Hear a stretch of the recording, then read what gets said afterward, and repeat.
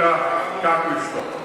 Но јас се користам оваа прилика да се обратам до органите и до министерот за внатрешни работи и до финансиската полиција и до сите останати да проверат како политичката партија Левица да проверат дали има основа за кривично дело. 1 евро за метар квадратен простор кој што вреди најдолго 3 пати повеќе од тоа што политичката партија Левица го купила, а од друга страна градот Скопје вели дека најдолго 50% повеќе вреди овој простор од тоа што политичката партија Левица го купила од туѓу.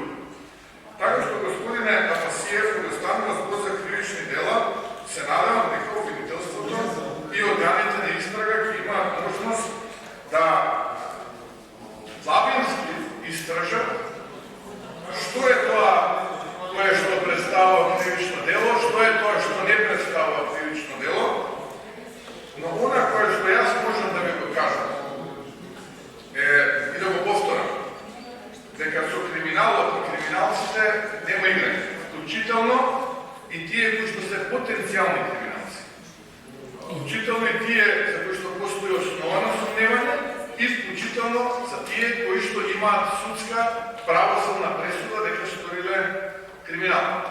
Без разлика од која политичка партија доаѓа, дали се тоа од СДСМ, дали се тоа од Демократската унија за интеграција, дали се тоа од Левица, ВМРО-ДПМН или било која друга политичка партија. Кога станува збор за кривичните дела и последниот бастион за одбрана на поранешните високи функционери од поранешната власт, вие сте тука незамелив партнер. Ви благодарам. Повеќе од таа зграда и прешно да префирам. Ние купивме подрумски простории со приземи. Ето тоа купивме. За тоа е таа цена. Еве ме охрабрува, бака ми се закануваше заедно. Да сум имал јас страф од вакви, не мога да се бавам со политика. Уште утре да ми поднесете кривична пријава, исто како што јас следната недела ќе ви поднесам за кривично дело по пречување на правдата и за стек на кривични дела оддавање службена тајна.